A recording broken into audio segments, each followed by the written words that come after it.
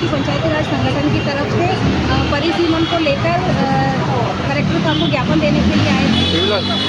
ये जो परिसीमन जो किया गया है, ये परिसीमन राजनीतिक द्वेषता को लेके अपने कुछ लोगों को लाभ पहुंचाने के लिए, राजनीतिक लाभ के लिए नियमों को साथ से रख के संवैधानिक धाराओं को अनदेखा करते हुए अधिकारियों और नेताओं के द्वारा बनाया गया है। तो हम इसके खिलाफ आए हैं, क्योंकि ये जो 80 वार्डों का जो परिसीमन जो किया गया है, वो परिसीमन बिल्कुल इलीगल तरीके से किया गया है। ना तो इसमें जनसंख्या का ध्यान रखा गया है, ना इसमें क्षेत्रफल का ध्यान रखा गया है। किसी वार्ड के अंदर 4000 जनसंख्या है, किसी वार्ड के अंदर 8000 से ऊपर जनसंख्या है। अब इसमें जनसंख्या का ध्यान नहीं रखा गया, क्षेत्रफल का ध्यान नहीं रखा गया है। कोई वार्ड को बहुत छोटा बना दिया गया है, किसी वार्ड को क्षेत्रफल की दृष्टि से बहुत बड़ा कर दिया गया है। और इसके नियम होता है कि एक वार्ड के अंदर एक ही थाना लगना चाहिए।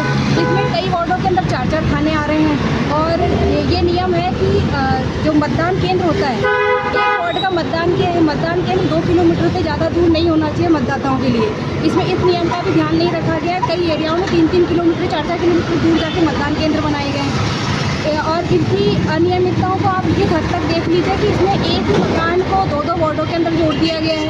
और इनका जो क्राइटेरिया बनाया गया है, वो बीच में रोड को छोड़कर क्रॉस करके दूसरा वार्ड बना दिया है। बीच का रोड दूसरे वार्ड में जा रहा है और उसको क्रॉस करके एरिया दूसरे वार्ड के अंदर जा रहा है। इनका कोई डिवाइडेशन नहीं है। इस तरीके से किया गया, ऐसा लगता है कि जैसे उन्होंने AC के बंद कमरों के अंदर बैठ के और कागज़ों में पेन चला के परिसीमन कर दिया है।